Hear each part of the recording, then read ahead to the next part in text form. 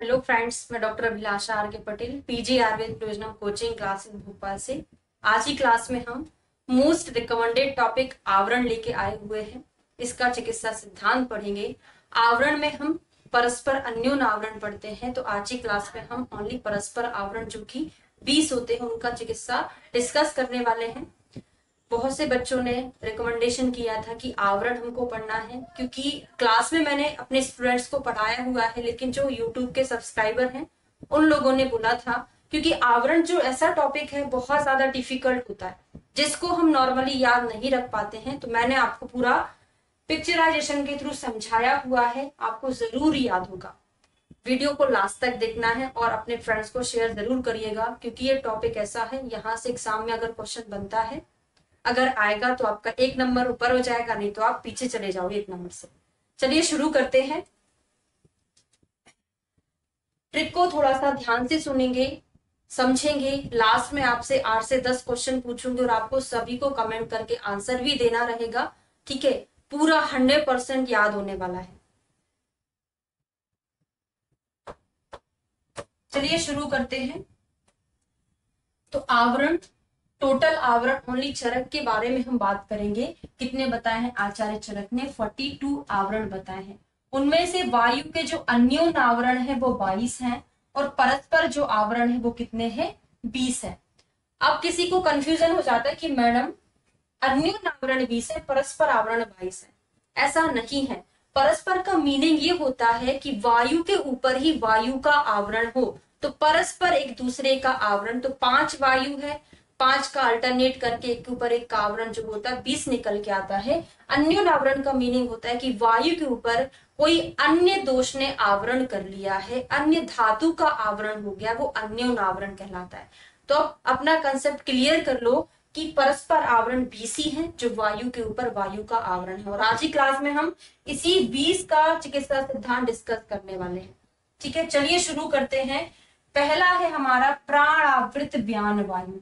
Concept बना लीजिए, और सुश्रुत के अकॉर्डिंग मैंने आवरण आपको पहले पढ़ाया हुआ है, बहुत पुराना वीडियो है, आप चाहे तो वहां से देख सकते हैं लक्षण का। ठीक है, जैसे ये अंदर कोई है, जैसे समझ लो प्राण वायु है, सॉरी, प्राण आवृत व्यान वायु का मीनिंग क्या होगा कि प्राण वायु ने व्यान वायु का आवरण किया है। प्राण आवृत व्यान वायु मतलब प्राण ऊपर है, प्राण वायु ऊपर है, ये प्राण वायु है, और आवृत व्यान वायु, व्यान वायु का आवरण किया। ये कंसेप्ट पहले समझना ध्यान से। अब हम यहां से चलते चलते जा रहे हैं, रास्ते में हमको एक आवरण पढ़ा, तो हमारे रास्ते में सबसे पहले जो आएगा उसका ट्रिक हम पहले लिखेंगे, उसका नाम पहले लिखेंगे। तो पहले हमारे रास्ते में कौन आया? प्राण वायु, तो हमने पी लिखा। फिर हम थोड़ा सा और अंदर चले गए, तो हमारे रास्ते में कौन आया? व्यान वायु, तो हमने व्यान वायु लिखा। तो हमारी ट्रिक क्या बन गई? पीवी। मैंने ऐसा इसलिए बताया क्योंकि आपको कंफ्यूजन ये हो जाएगा कि पहले मैं वी लिखूंगी पी लिखूंगी। जो हमारे रास्ते में पहले, हमने उसको पहले लिखा और बाद वाले को बाद में लिखा। मीनिंग समझना, प्राण आवृत का मतलब प्राण आवृत, आवरण किए हुए है व्यान वायु को। ठीक है, चलिए अब मैंने एक डायग्राम बनाया हुआ है। हमारा कोड क्या निकल के आया? पीवी निकल के आया। पीवी को मैं हिंदी में लिख दूं, पी मतलब पा और वी मतलब वा, पा वा, और यहाँ पे का और ऐड कर दिया हमने, तो पावक बन गया। पावक मतलब होता है अग्नि। ध्यान से सुनना, सब कुछ बनेगा, बस थोड़ा सा आपको पेशेंस के साथ सुनना पड़ेगा, है ना। तो पीवी को पावक बना दिया हमने। पावक मतलब होता है अग्नि। अगर कोई इंसान अग्नि में जल रहा है, तो अग्नि में जलेगा, उसकी सारी इंद्रियां कहां पर विराजमान है भाई? सिर में विराजमान है। सिर हमारा सारी इंद्रिय, सर्वेंद्रियाणी करके आया हुआ है, सारी इंद्रियां सिर में है।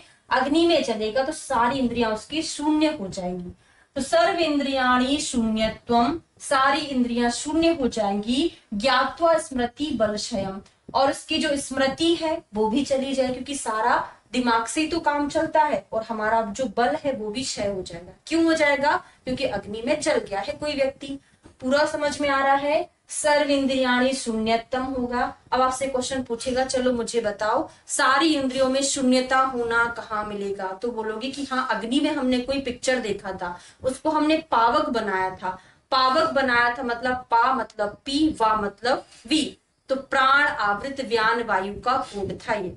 ठीक है, चिकित्सा क्या करोगे? आजकल चिकित्सा ज्यादा पूछा जाने लग गया, तो ऊर्ध जत्रुगत चिकित्सा करोगे। क्यों करोगे? क्योंकि सर्व इंद्रियाणी शून्यतम, सारी इंद्रियां सिर में है, सिर के लिए हम ऊर्ध जत्रुगत चिकित्सा करें, क्योंकि हमारा यहाँ पे प्रॉब्लम है, इंद्रियों में प्रॉब्लम है, तो ऊर्ध जत्रुगत चिकित्सा करोगे। एक क्लियर हो गया? आगे बढ़ेंगे। अगला आता है व्यान आवृत प्राणवायु। व्यान आवृत प्राणवायु क्या कोड बनेगा आप लोग को बताना है। व्यान आवृत मतलब वी बनेगा, प्राणवायु मतलब पी बनेगा, तो व्यान आवृत प्राणवायु वीपी बन गया।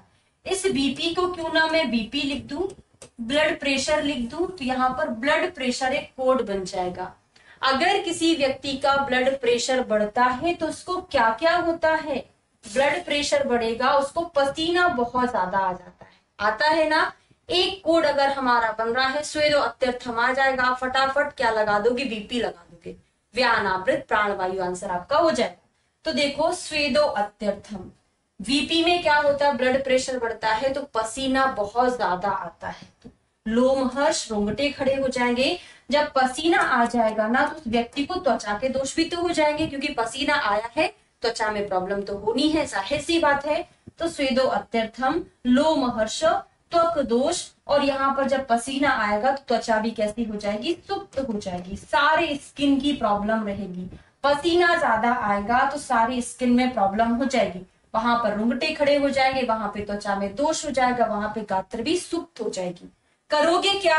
तो आपको पता है ब्लड प्रेशर में, जैसे मेरा खुद का रिसर्च का टॉपिक था, तो मैंने वीपी में क्या लिया था? विरेचन लिया था। ब्लड प्रेशर हाइपरटेंशन में विरेचन लिया था, तो स्नेह युक्त विरेचन दोगे। समझ में आ रहा है? एक कोड में हमको चिकित्सा भी याद हो रही है, लक्षण भी याद हो रहा है, ओनली हमको वीपी याद रखना है। ठीक है, स्नेह युक्त विरेचन दोगे ब्लड प्रेशर में, वीपी में। क्लियर हो गया? आगे बढ़ते हैं। अगला है हमारा प्राण आवृत समान वायु। तो प्राण आवृत मतलब पी लिखा, समान वायु मतलब एस लिखा, तो पीएस बन गया, प्रमुख सचिव बन गए। आपको अचानक से प्रमुख सचिव मिल जाए, ये प्रमुख सचिव है भाई, आपको अचानक से मिल जाए तो आप गदगद हो जाओगे, मुंह से आवाज ही नहीं निकल पाएगी, पता नहीं वे मेरे घर कैसे आ गए हैं। तो प्रमुख सचिव, आपका शरीर जो है स्तंभ हो जाएगा। हिंदी लैंग्वेज लिख दिया है, संस्कृत में होना चाहिए था, शरीर में स्तंभता हो जाएगी। आप एक जगह खड़े रह जाओगे, पता नहीं अचानक से मेरे घर आ कैसे गए, और आप गदगद हो जाओगे, बहुत खुश हो जाओगे, आपके मुंह से आवाज ही नहीं निकलेगी, तो मूकता हो गया। मतलब आपने अपना नया नया पंचकर्मा सेंटर डाला है, अचानक से वो स्नेहन स्वेदन कराने के लिए आपके पास पीएस आके खड़े हो गए, आप स्तंभित हो जाओगे, जड़ता हो जाएगी, मुक्ता हो जाएगी, और आप क्या करोगे? सर मेरे पास तो चारों प्रकार के स्नेह हैं, अब आप चूज कर लीजिए कौन सा स्नेह मैं आपको करूं। तो स्नेह के 4 प्रयोग और यापना वस्ती दोगे। यापना मतलब उनको क्या करेंगे? यापन करेंगे, ब्रह्मण वस्ती देंगे, क्योंकि पीएस आए हैं ना, तो 4 प्रकार के स्नेह दे दो और यापना करा दो। क्लियर हो गया? 2 हमने पढ़ लिए हैं, अब तीसरा आता है, सॉरी 3 पढ़ लिए हैं, चौथा आता है हमारा समान आवृत अपान वायु। समान आवृत को हमने एस लिखा, अपान को हमने ए लिखा, ऐसे हो गया, कोई ट्रिक नहीं थी, तो हमने इसको सहेली बना लिया। सहेली, सहेली बन गया। आप सहेली के घर में गए थे, फ्री का खाना था भाई, खूब खाया, कितना सारा रखा है, सब कुछ खा लिया, तो फिर हमको होना क्या है आगे जाके वो सोचना पड़ेगा। खा तो हमने खूब लिया, अब हमको ग्रहणी हो गया, इतना खाया था कि ग्रहणी हो गया, पेट दर्द भी हो रहा है घर आके। और क्या होगा?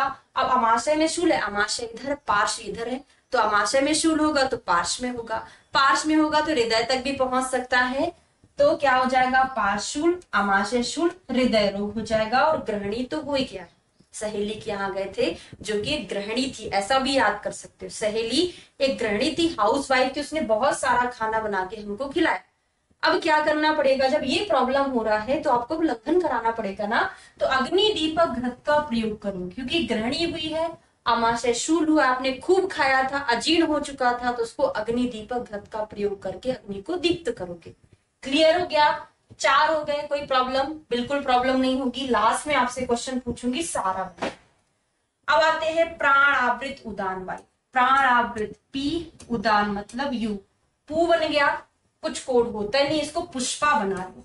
पुष्पा, पुष्पा नाम की एक लड़की है, क्या हो गया था उसको, सर्दी जुकाम बहुत हो गया। सर्दी जुकाम होता है तो आप जानते क्या होता है, आपका सिर दर्द होता है, सांस लेने में प्रॉब्लम होती है। ये किसको हुआ था भाई? पुष्पा को हुआ था। इमेजिन करो, पुष्पा मतलब पी यू, पी फॉर प्राण, यू फॉर उदान, मतलब प्राण का आवरण है उदान वायु पर। ये हमारा कोड का डिकोडिंग हुआ, ठीक है। अब इसका शिरोग्रह हुआ, सर्दी जुकाम हुआ था, सांस लेने में प्रॉब्लम हो रही थी। अब क्या करेंगे, ये सारा प्रॉब्लम कहाँ होता है, ऊपर वाला होता है। तो जैसे हमने पावक में पीवी प्राण आवृत व्यान वायु में ऊर्ध्व जत्रुगत चिकित्सा की थी, तो यहाँ पर ही वही करेंगे। क्या करेंगे, तत्र ऊर्ध्व भागिकम कर, ऐसा टर्म आएगा। अब संस्कृत में टर्म याद रखोगे भाई, वहां पे ऊर्ध्व जत्रुगत चिकित्सा करके टर्म आया, ऊर्ध्व जत्रुगत, यहाँ पे तत्र ऊर्ध्व भागिकम कर्म करके आएगा, क्योंकि संस्कृत में अगर देगा तो एक का आंसर एक ही रहेगा, दोनों नहीं हो सकता। हिंदी का आंसर दोनों हो सकता है। तो ऊर्ध्व जत्रुगत चिकित्सा करेंगे, आश्वासन देंगे पुष्पा तुम ठीक हो जाओगी, टेंशन ना लो, ऐसा आश्वासन उसको दे देंगे पुष्पा। क्लियर हो गया? 5 हमारे कंप्लीट हो गए। छठवें पर आते, देखो हमको 12 ही पढ़ना है ना, मतलब 11 पढ़ना है, 11-12 पढ़ना है, फिर 13 से लेके 20 तक का उन्होंने कोई चिकित्सा नहीं बताया। चरक ने ये बोला है कि उपरोक्त लक्षणों को ध्यान में रख के चिकित्सा करना है, तो उसका चिकित्सा ही नहीं बताया, ओनली हमको 12 याद करना है 20 में से, ठीक है। छठवा आता है उदान आवृत प्राण वायु। क्या बनेगा आप खुद बता सकते हो, उदान यू, प्राण पी, यूपी। और हम एमपी वाले हैं तो भाई यूपी में हम ऐसा सोचते कि बहुत गर्मी पड़ती होगी, तो आप क्या गए, आप यूपी घूमने गए। जैसे हम एमपी वाले हैं तो हम एक दिन यूपी गए थे घूमने के लिए, तो क्या हुआ, हम बस में सफर कर रहे थे, इतनी सारी बस भरी हुई थी, इतनी ज्यादा गर्मी थी, यूपी पहुंचते पहुंचते हमारी हालत क्या हुई होगी, वो यहाँ पर चरक जी ने वर्णित किया है। क्या बोला है, हम वहां पे चले तो गए भाई, तो कर्म ऊर्जा, कर्म ओजो, कर्म भी और ओज भी, बल भी, वर्ण भी, सभी का नाश हो गया। बस में इतनी भीड़ थी, गर्मी इतनी थी, यूपी में क्या थी, बहुत गर्मी थी, तो आपका काम करने का भी, आपका ओज भी, बल भी, वर्ण भी, सभी का नाश हो गया। हो सकता है इतनी गर्मी में मृत्यु भी हो जाए, तो यूपी जाने में नुकसान हो गया। फिर चिकित्सा क्या करोगे, अब इतनी गर्मी थी ना, तो आपको शीतल जैसे सिंचन कराना पड़ेगा। आप जैसे बस में उतरोगे, आपको ठंडा पानी देंगे यूपी वाले, और आश्वासन भी देंगे, हाँ ठीक है इस बार आ गए, अगली बार मत आना, और विश्राम कराएंगे कि हाँ भाई बैठ जाओ थोड़ा सा, फिर आप यूपी घूम लेना। तो आश्वासन यहाँ पर भी हो गया, पुष्पा को भी आश्वासन दिया था, तो शीतल जल से सिंचन कराना है, आश्वासन देना, विश्राम। यूपी वालों ने एमपी वाले की बड़ी खातिरदारी की थी और बोला अब मत आना दोबारा। क्लियर हो गया? छठवा कंप्लीट। सातवां आ जाते हैं, उदान आवृत अपान वायु।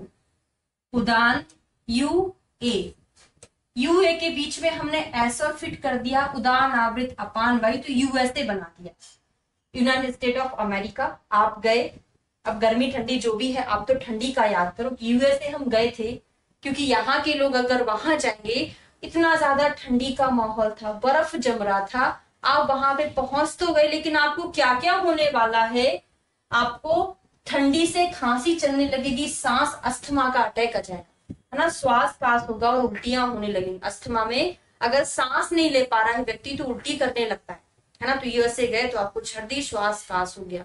अब क्या करोगे इसकी चिकित्सा, तो सर्दी में ऊपर से सर्दी हो रही है, उसको अनुलोमन करा दो, मतलब वस्ती दे दो, ऊपर वाला जो वेग है नीचे वाला प्रति मार्ग हो जाएगा, है ना।